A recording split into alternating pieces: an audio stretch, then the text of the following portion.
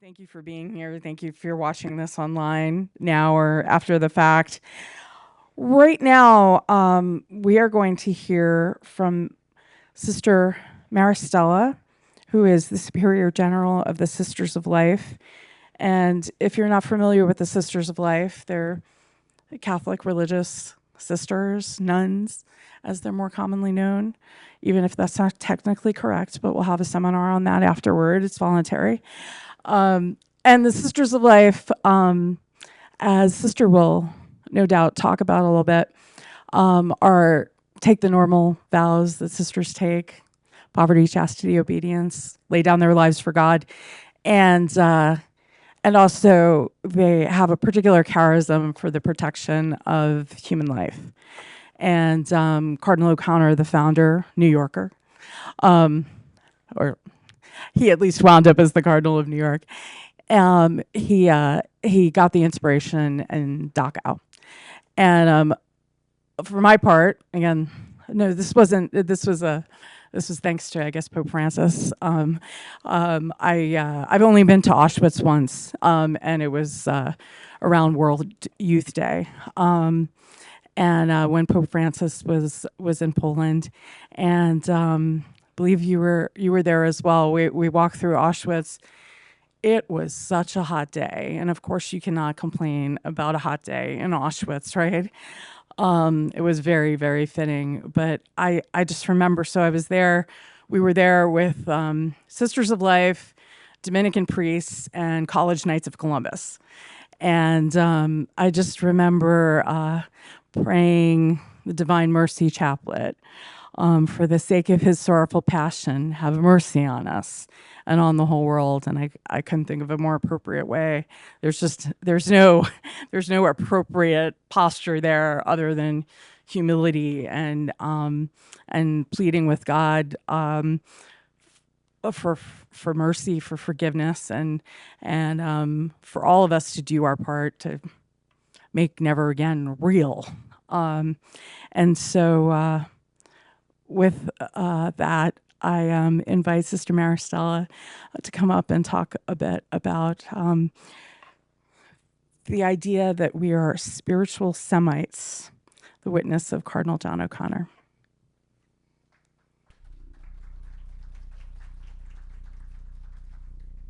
Thank you, Catherine.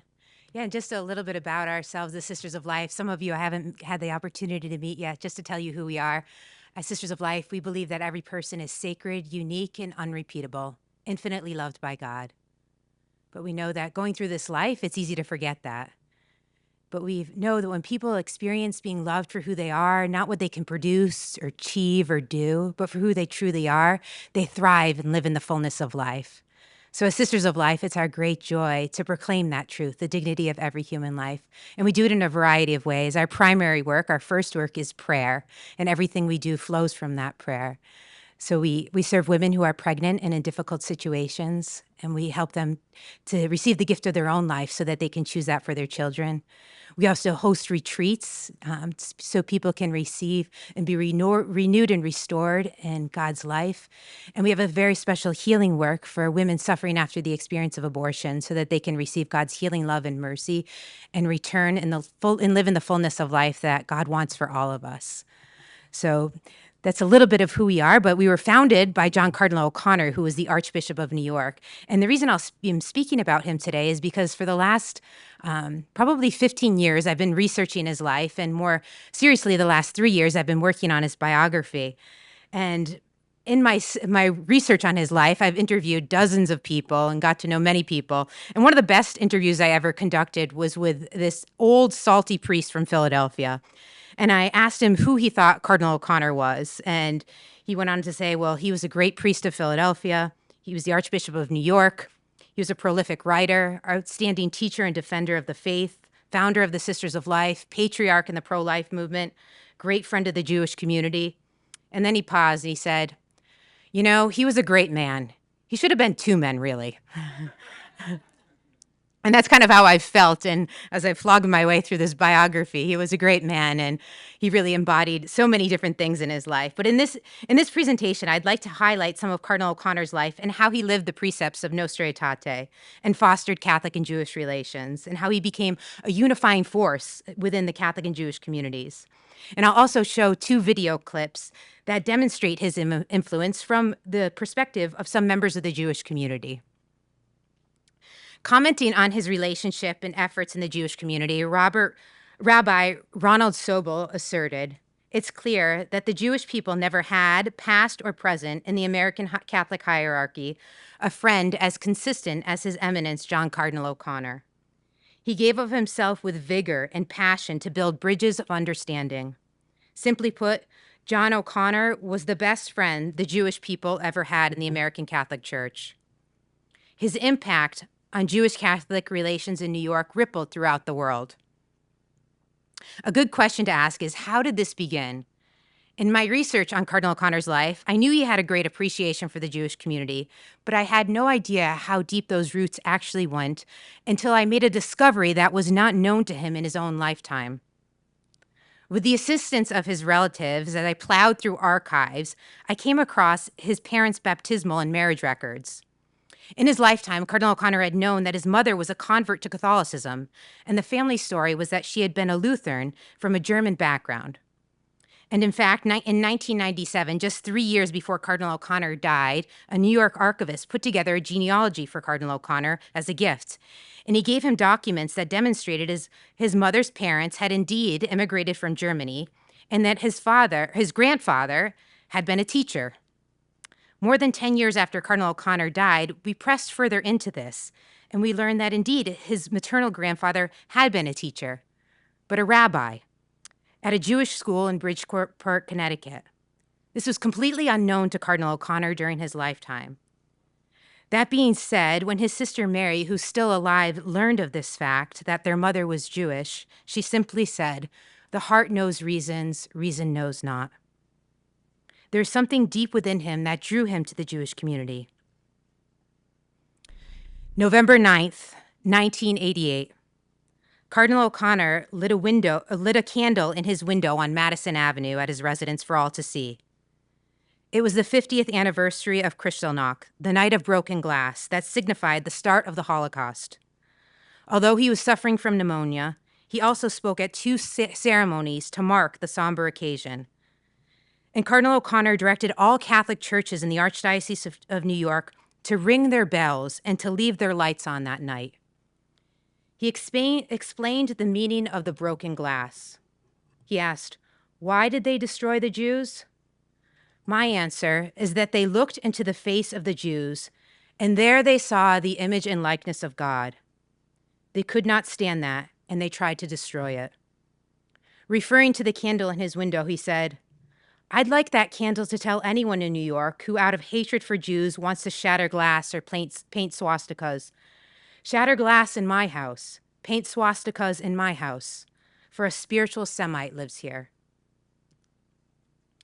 Cardinal O'Connor's close relationship with the Jewish community was utterly singular in the nearly 2,000-year history of the Catholic Church.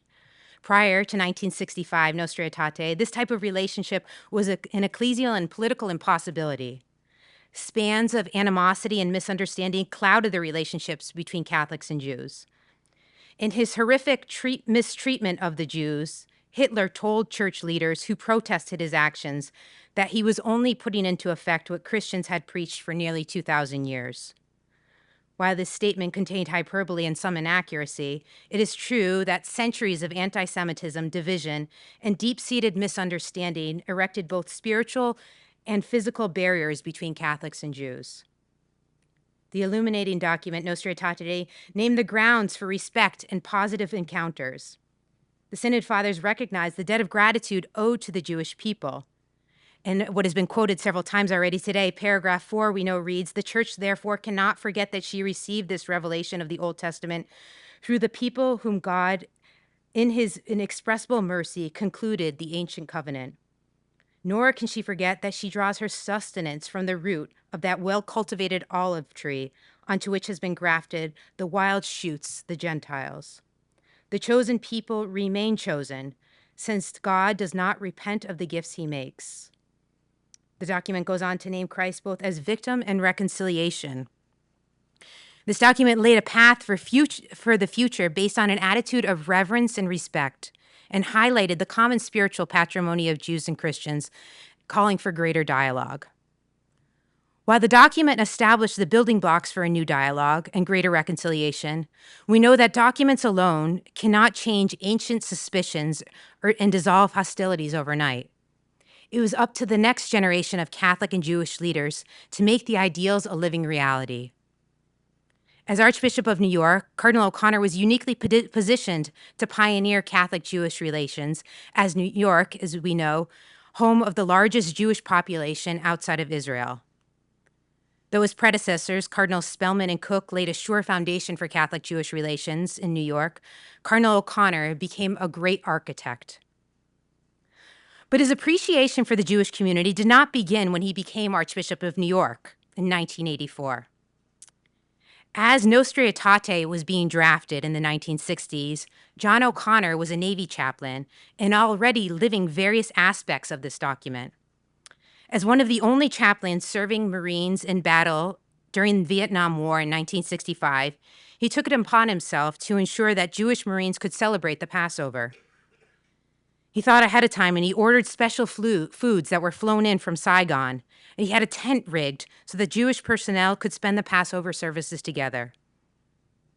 Working with the Jewish Marine officer to prepare the Seder meal, his care and concern struck the Jewish men who appreciated his efforts. Chaplain O'Connor had only intended to assist with the preparations and allow the Jews to spend the sacred time together. However, his presence brought stability, and the men persuaded him to remain with them, to stay for the meal. It was an invitation he gladly accepted, and he further assisted the Jewish officers during the Seder. As the sounds of war echoed all around them, together the men sanctified the meal, prayed, and ate together as they recounted the wonders of God who freed Israel from slavery. Throughout his 27 years in the Navy, he advocated for religious freedom. In 1975, as chief of all Navy chaplains, he made a bold move on behalf of all Jewish chaplains, who at the time made up less than 1% of chaplains. One of the most prominent Navy customs is to fly pennants, flags, over ships in what is now a symbolic form of communication. Whenever a religious service is conducted on board a ship at sea, a pennant with a cross would be lifted up, and it's the only flag that could be flown above our national ensign. It became a custom that the pennant with the cross would be flown even for Jewish services. Recognizing this as a lack of sensitivity and an obtuse attitude towards the Jewish community, Chaplain O'Connor had promoted and approved by the Secretary of the Navy a new pennant symbolizing Jewish ceremonies, depicting the Star of David and the tablets of the law given to Moses at Sinai, signifying the Ten Commandments. Though it was a seemingly small gesture, it had a tremendous impact on the Jewish community. Navy chaplain Rabbi Bruce Kahn, who conducted the first service on board a ship where the new Jewish pennant was hoisted, thanked Chaplain O'Connor, describing the experience as liberating and one of the most thrilling experiences of his life. But for O'Connor, perhaps the most transforming experience of his life came when he went to Dachau, the Nazi concentration camp, for the first time. It was June of 1975, and he set out to make his annual retreat. None of the typical retreat houses or monasteries would do. He searched instead for something that would prime him for the enormous task that lay ahead. He was about to become the chief of all Navy chaplains and receive this responsibility for caring for 900 Jewish, Catholic, Protestant Navy chaplains, and by extension, for caring for the spiritual health of thousands of men and women in the Navy. Filled with a sense of urgency, he boarded a flight to Germany and has made his way to the Nazi concentration camp. His encounter with this epicenter of evil would prove life-altering. As he entered the gates of the camp, its stark simplicity struck him. He gazed down the long, barren field marked by the wooden barracks built to house 50 men, once crammed with hundreds.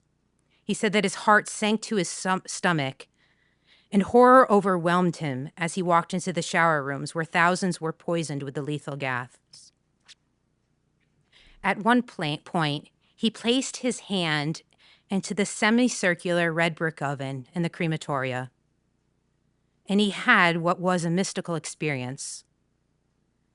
As he placed his hand in the oven, he said he felt the intermingled ashes of Jew and Christian, rabbi, priest, and minister.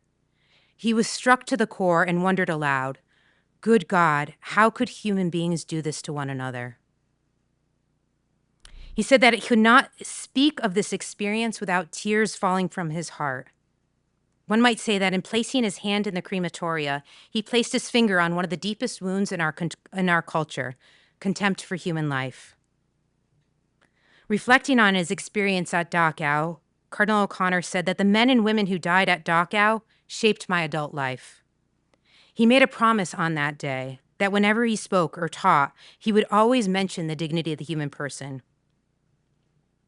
Regarding the Holocaust, O'Connor's love and empathy manifested itself in diverse ways to those who suffered either personally or by extension. He understood how the atrocities against human dignity caused deep psychological wounds that impacted the Jewish community and would do so for generations to come. He would often speak of his experience and say, "It was a revolutionary experience for me. The reality, the horror, the destruction, physically, emotionally, spiritually, culturally, of human beings. Something happened in my heart." He said, "That changed my life, because even with all of my theological training, I don't think I ever had an appreciation of the sacredness and the worth, the dignity of every human person." He said, "We can cite all kinds of statistics, but we must tell the story of the worth of every human person." Before the American Jewish Committee in 1984, he told them, "My favorite story in the Old Testament is the one of Moses and the burning bush. Since my trip to Dachau, I cannot approach any person without feeling that I should remove my shoes, because where I stand is holy ground. Each person is sacred because they are made in the image and likeness of God," he said. Cardinal O'Connor did not just pay his respects in the Jewish community. He was no mere visitor in the vineyard of Israel. Instead, he nurtured it with the tenderness of a gardener. His relationship with the Jewish community had a fertilizing effect and brought new life to the vines to such a degree that the Jewish community claimed him as a leader, a pastor, and our good shepherd. With genuine respect, he urged Jewish people to greater faithfulness in God, while being in no way dismissive or leveraging spiritual superiority. When he spoke to Jewish audiences, he would implore them, "Be Jews." It was an injunction his Jewish listeners would remember for years.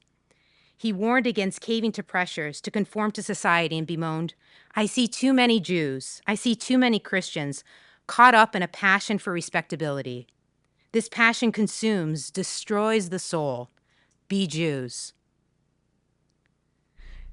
One evening before a Jewish audience, on an occasion, he recounted an experience he had while he was in the Navy when he came across a young Jewish sailor with a shofar flung around his neck. The sailor told O'Connor that he was trying to learn to play the shofar because his grandfather had asked him to. O'Connor asked why. The young sailor responded, "Because it's the Jewish thing to do." O'Connor then said, "Tonight, I want to speak to you. I want to strike a chord within you that tells you that I do know, that I do understand your Jewishness." He encouraged Jewish people to embrace their history. Be proud of your spiritual homeland. Don't ever feel embarrassed. Be proud of what Jews have done. He told one audience, never forget your roots. Never forget who you really are, no matter how much money you have, no matter what your status may be.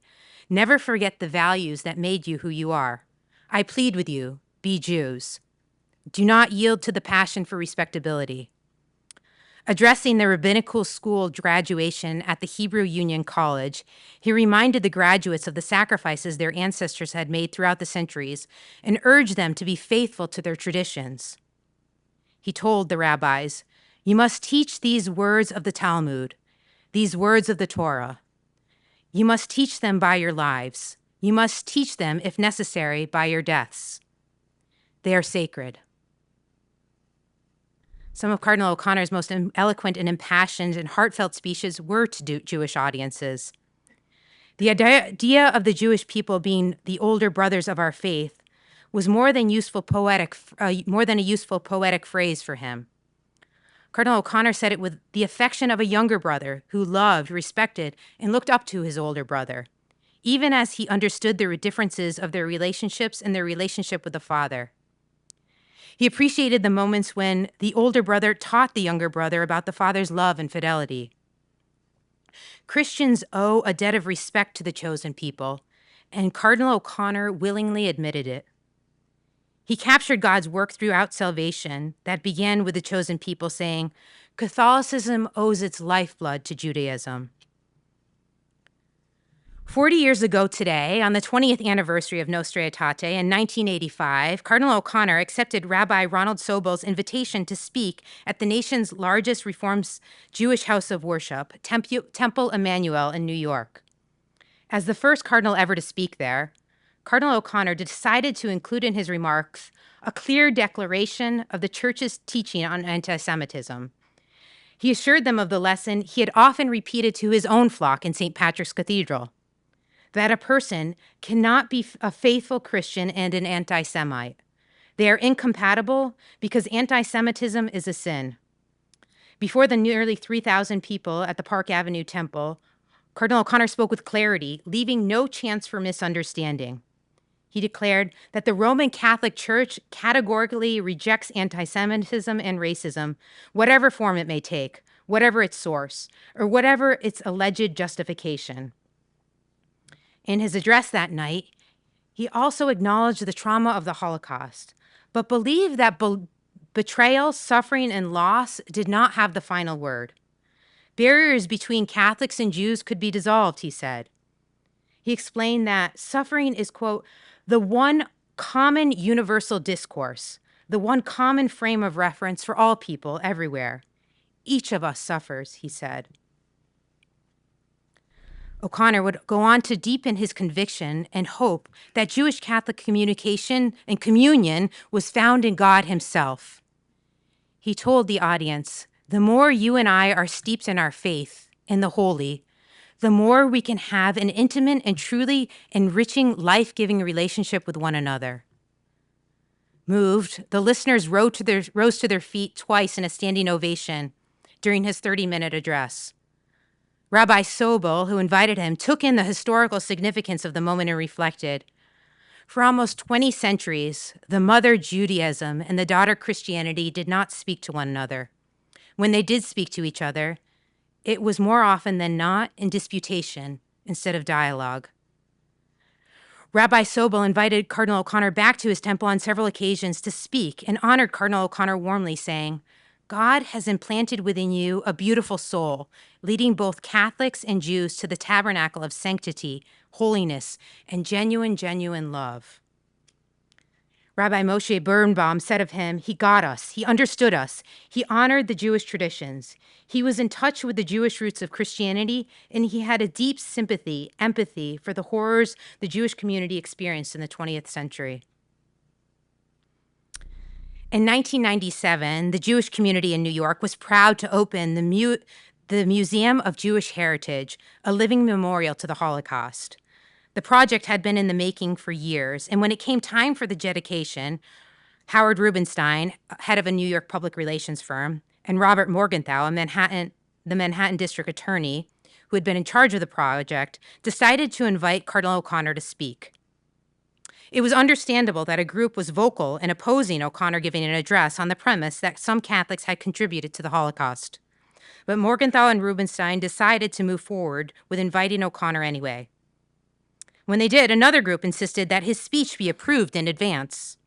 The request was not fulfilled. The day of the dedication arrived. As Cardinal O'Connor approached the microphone, there was apprehension, hostility, and tension looming in the air. He began his historic speech. He said, I thank you for this humbling privilege, publicly, as a Christian, to ask forgiveness for all Christians who by action or inaction, by word or by silence, helped in any way to make the horrors of the Shoah possible, or even worse, to have actively contributed to these horrors. Cardinal O'Connor's address stunned the audience and left them speechless. The same individuals who originally protested and opposed his coming thanked him and were grateful for his apology. So now I'd like to show a video that captures some of the dedication of the museum.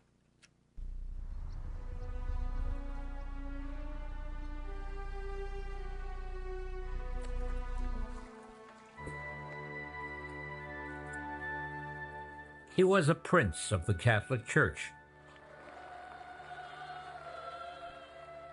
a member of that elite group called the College of Cardinals, senior advisors to the Pope. John Cardinal O'Connor, though he enjoyed ministering to his flock of 2 million New York Catholics, had another mission. He was deeply attached to the Jewish community of New York and to Jewish people everywhere. The Holocaust that took 6 million Jewish lives horrified him, and he thought about it, he said, nearly every day of his life. When I went to Dachau, this was an experience that almost literally changed my life. He visited this Nazi concentration camp in the early 80s and was touched to the core by what he witnessed. And I asked, good God, could human beings do this to human beings? That had a radical effect on me. It made me frighteningly conscious of the Holocaust, but more of the persecution and the injustices and the violence toward every human person.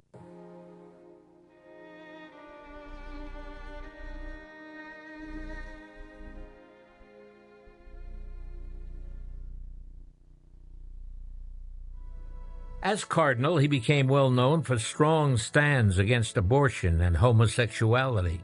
But above all, he sought to reach out to people of all beliefs.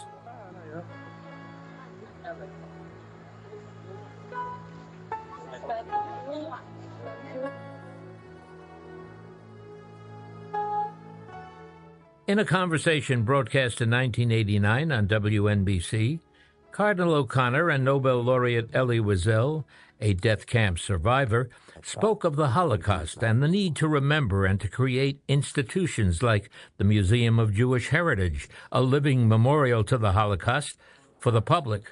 That could be the worst tragedy of all, that it will be lost, forgotten, dismissed, trivialized, so that they won't look back. This is the most documented tragedy in the world. In recorded history, we find no other tragedy or other event that has been so documented from so many angles. The victims, the killers, the bystanders, millions of documents. So the archives will be full. And if 100 years from now people will want to know, they will know where to turn. Indeed, because of his dedication to Jewish causes, the Cardinal was asked to offer a prayer at the dedication of this museum in 1997. I thank you for this humbling privilege,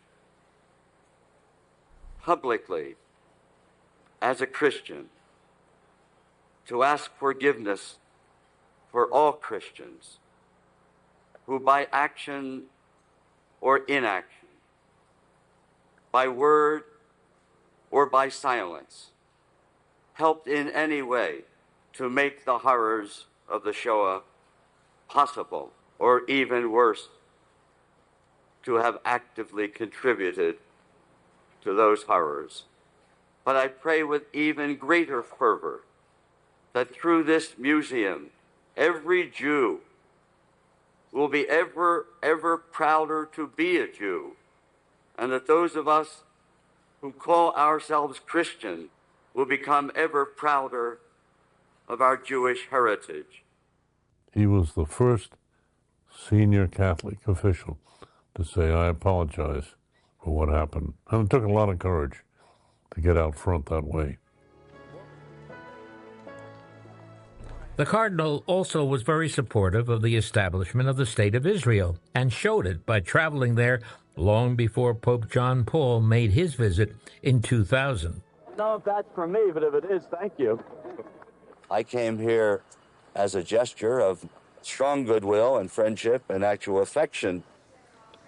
The Cardinal traveled to Jordan, Israel, and Rome in late 1986. He prayed at one of the most sacred sites in Jerusalem, the Western Wall. What did you pray for? I prayed for the people of Israel. I prayed for the people of the Middle East, and I prayed, of course, above all, for peace with justice. And then, to be very intimate, I prayed for forgiveness of my own sins. And he visited Yad Vashem, the remarkable museum in Jerusalem that documents and honors the suffering of the victims of the Holocaust. Maybe that's why a visit like this strikes a very resonant chord. It's so deeply human. It's the mystery of being human. It's the mystery of not being God. Cardinal O'Connor also understood how the horror twisted the life of the individual. He learned much, he said, from reading Elie Wiesel's powerful memoir, Night. In this book, Wiesel writes of his imprisonment and his father's death in Auschwitz near the end of World War II. Wiesel was racked by guilt because he could not bring his dying father water, nor protect him from an SS officer's beating. During their conversation on WNBC, Cardinal O'Connor quoted Wiesel at length from a dog-eared copy of the book. Bending over him, I stayed gazing at him for over an hour, engraving into myself the picture of his blood-stained face, his shattered skull. Then I had to go to bed. I climbed into my bunk above my father, who was still alive. It was January 28, 1945. I awoke on January 29 at dawn. In my father's place lay another invalid. They must have taken him away before dawn and carried him to the crematory. He may still have been breathing. There were no prayers at his grave. No candles were lit to his memory. His last word was my name, a summons to which I did not respond. I came to love you when I read that. Wiesel says today, I miss him terribly. I miss his compassion. I miss his intelligence. I think his sensitivity. He was a great Christian leader, and he will remain in the history of the Jewish people in America as a great figure. John Cardinal O'Connor, a man full of compassion and love. For Catholics and Jews, he was friend, teacher, a man of great faith. He didn't want the Holocaust ever to be forgotten, and he worked passionately to build bridges between people and bring them together. You let God work through you to touch every human being that you meet.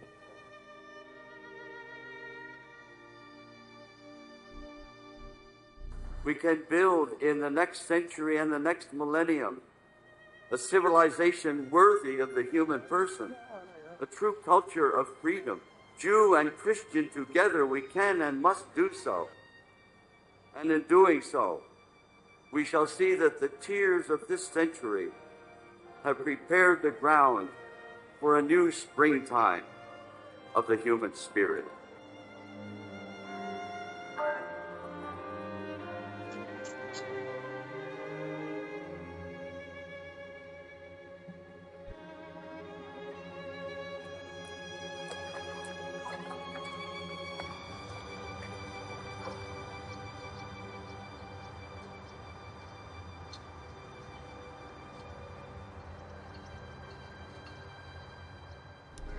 So at that dedication that day, beyond softening some hearts of resentment, his words were also a healing and emboldening balm on others. One woman who was in the audience that day was a Holocaust survivor in her 70s.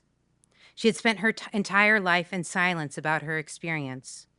She was the lone survivor of a large dynasty family, and until she heard Cardinal O'Connor speak, she refused to talk about her experience in the Holocaust, even to her adult children. The trajectory of the rest of her remaining years changed the moment Cardinal O'Connor's words took hold of her heart. She said, "It wasn't until hearing that the loving, healing words of Cardinal O'Connor that the chains around my broken heart could be broken open."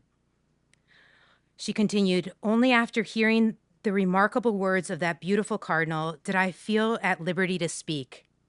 Now I fear I shall never stop speaking," she said.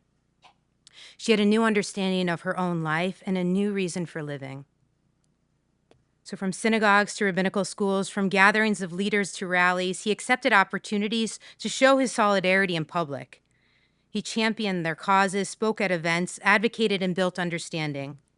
But apart from public appearances and statements, Jewish men and women who knew him asserted that the most impactful things he did were done in private and will never be known.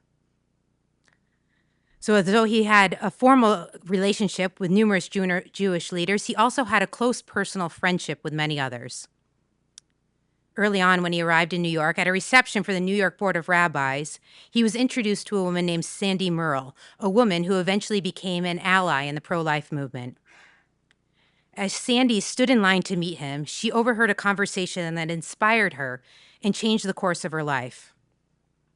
A woman in line ahead of her leaned in to ask Cardinal O'Connor about the red rose, the symbol of the pro-life movement, which he wore on his jacket. She asked if it was a scriptural reference to the Rose of Sharon. O'Connor responded, "No, dear lady. This is the rose that grows in my heart for all the roses not allowed to grow."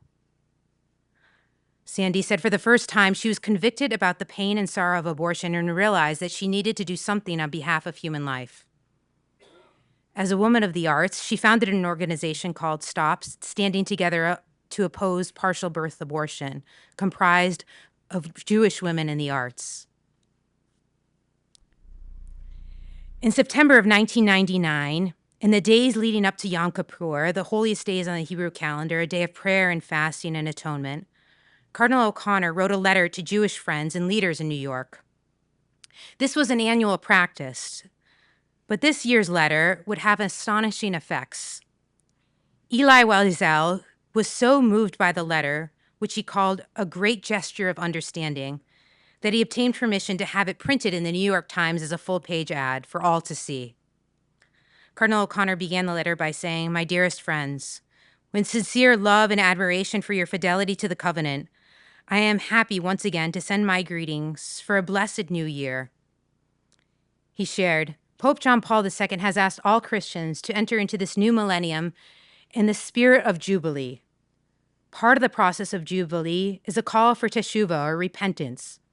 Ash Wednesday, March 8th, has been specially set aside as a day for Catholics to reflect on the pain inflicted on Jewish people by many of our members. We most sincerely want to start a new era." On the edge of the new millennium, Cardinal O'Connor spoke of hope for the future and called for, quote, "a new respect and even love for one another as children of God." He continued, "I ask this Yom Kippur that you understand my own abject sorrow for any member of the Catholic Church, high or low, including myself, who may have harmed you or your forebearers in any way." He concluded the letter, "Be assured of my prayers and friendship. May you be inscribed in the book of life for this new year." Just 7 months later, after penning this letter, after a short battle with brain cancer, Cardinal O'Connor went home to God on May 3rd, 2000, at the age of 80. The city entered into 5 days of mourning, and his funeral on May 8th, which gathered leaders from around the world, was like few others in the American church history, demonstrating that he had won the love and respect of people of various religions.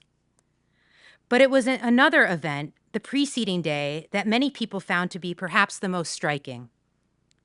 On May 7th, 2000, in an extraordinary tribute to him, dozens of New York rabbis and Jewish people gathered in St. Patrick's Cathedral to pay honor to Cardinal O'Connor. The affection and praise lavished on his memory by the Jewish community illustrated how he had become an influential leader, not only among Catholics, but also within the Jewish community. So this is a remarkable trivia, and I'll share some of it with you. That day, 7 different rabbis spoke, and they said that it was a miracle because they kept it under an hour. But I've kept it under 9 minutes. I trimmed it, and so we'll hear from 4 of them who make a remarkable tribute to O'Connor. I deem it a great privilege to stand here at the very same podium I shared with John Cardinal O'Connor 3 years ago, and now pay homage to the memory of Cardinal O'Connor as a giant of a human being, for living the sermon he preached, quote, "We are all created in the image of God." In Hebrew, Tselem Elohim are the words in the Hebrew Bible for the image of God. The word tselem, which we translate as image, may come from the root tsel, which means shadow.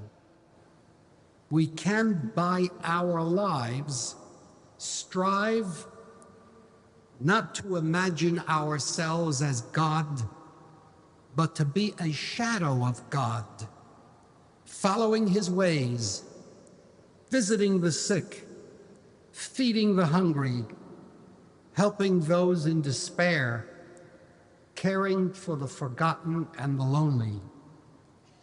John Cardinal O'Connor was the best example in my lifetime of a man who lived as God's shadow, representing the best God could ever hope for in the human being he created in his image. John Cardinal O'Connor, we shall never forget you. May your soul reside with God and be granted an eternal and a peaceful rest. Tehi nishmatot tzura b'tzor ha'chaim. May his soul be bound up in the bond of eternal life.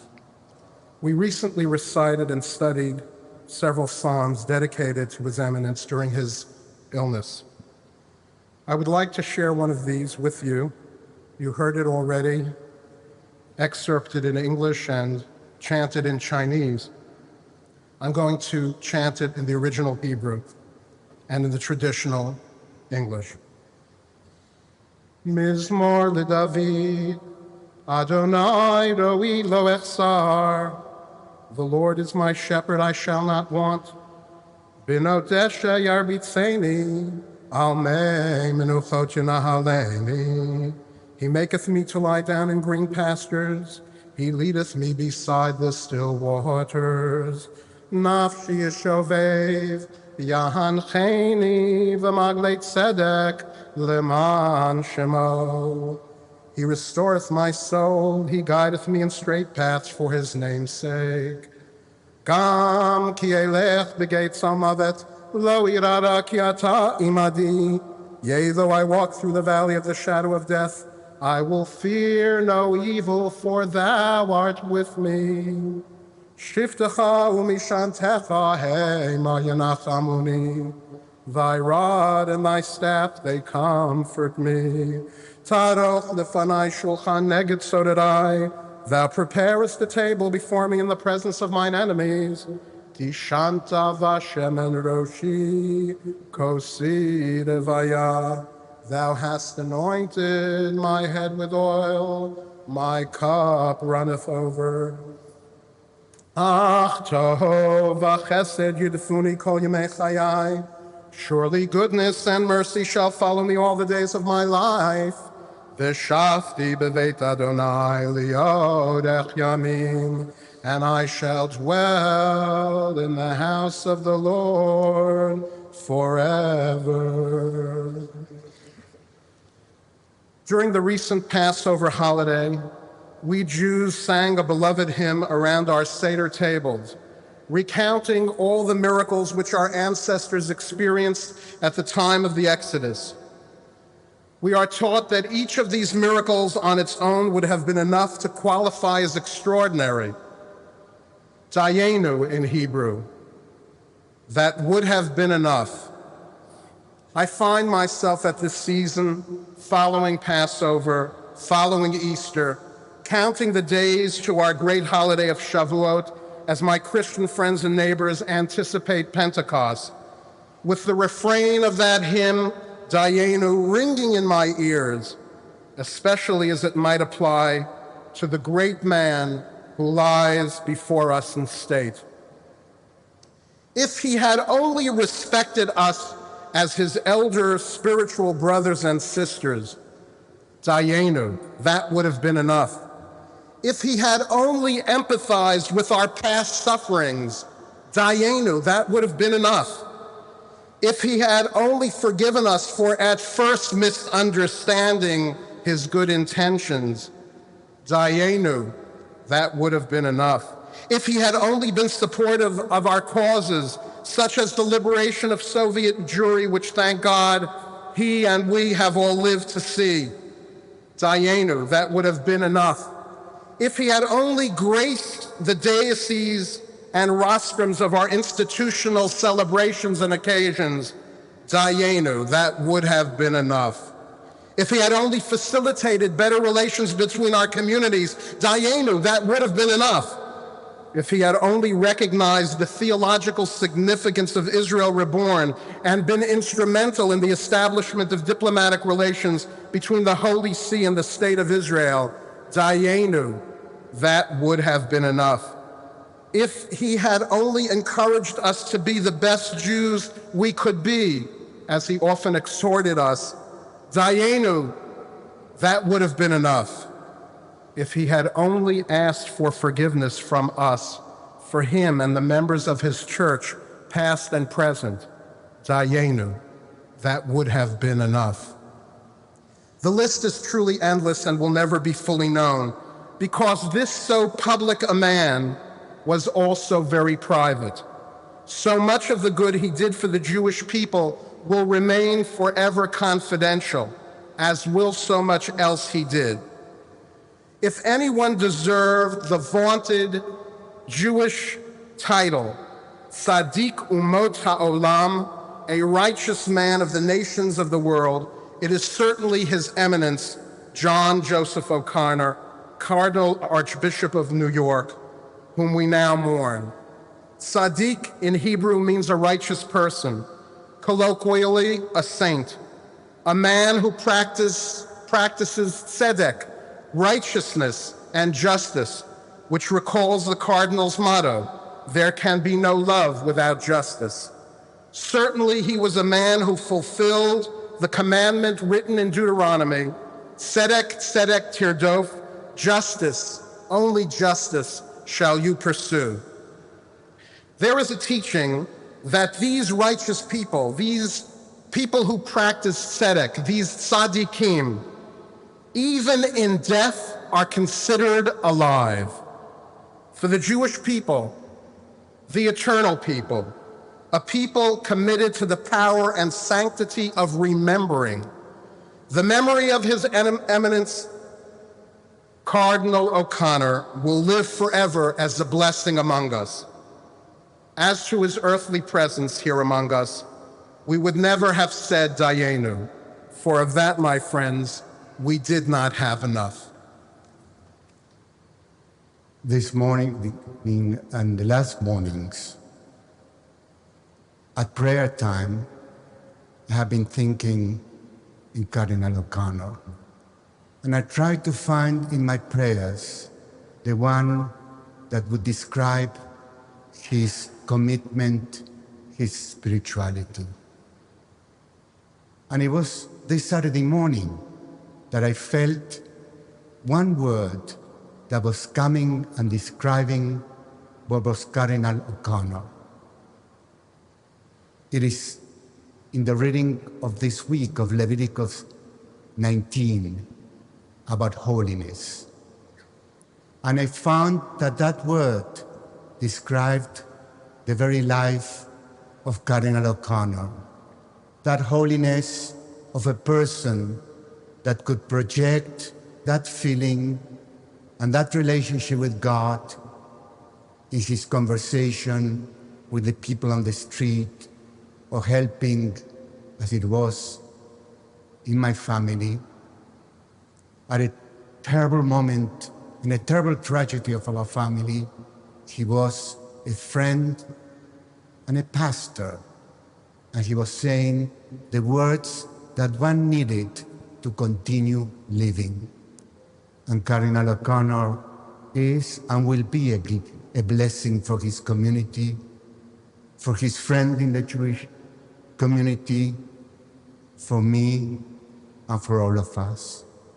Thank God for that blessing that will be with us today and in the time to come.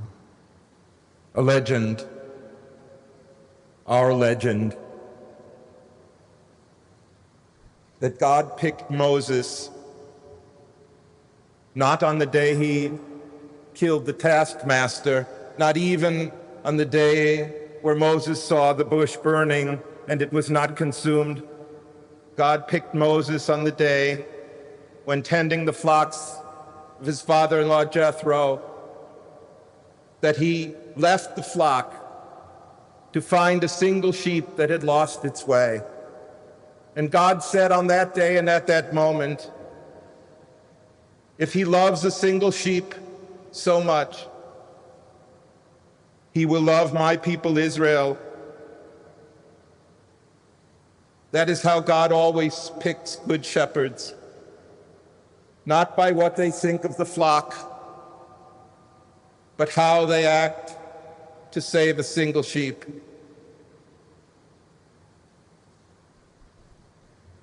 John Cardinal O'Connor was a good shepherd,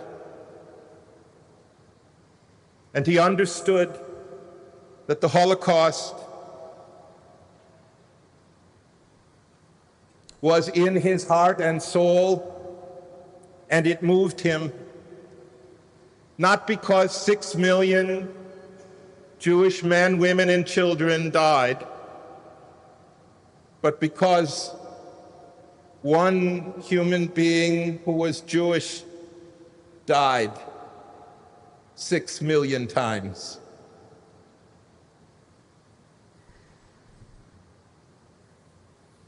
And the challenge that came from our community and from our history and our suffering was taken up by him. And it transformed not only his consciousness, but the consciousness of the church. And so it is also a reciprocal challenge. Abortion and the taking of innocent life did not matter to him because 1.5 million babies have been killed since 1972. It mattered to him because one baby died 1.5 million times a year since 1972. And that is a challenge to us. I do not speak as the president of the New York Board of Rabbis now. I do not even speak as a rabbi. I speak as a Jewish person. I do not even speak as a Jew. I speak as a sheep. I tell you this for all of us who struggled in the same cause of life. He was not only your good shepherd, he was our good shepherd too. Your Excellencies, he was your beloved prince, and we loved him dearly. Truly, we loved him, and truly, those of us who recognized the grandeur of his heart and the magnificence of his soul gave thanks to God. Gave thanks to God. He was a prince in your church, and he walked princely in the vineyards of humanity. He taught us, John Cardinal O'Connor, that there can be no love without justice. And that truth sounded clarity with all that he said and all that he did. This prince, who only wanted to be a faithful priest, taught us about love and how to love. Eo mole rachamim shochen bam romim. O God, full of compassion, thou who dwellest on high, grant perfect rest, we beseech thee, unto the soul of thy Son, John Cardinal O'Connor. Bring him into thy presence and let his soul be bound up in the bond of eternal life. Beloved God, be thou his possession, and may his repose be peace. Be at peace, our beloved friend. Be at peace. This is our prayer to God.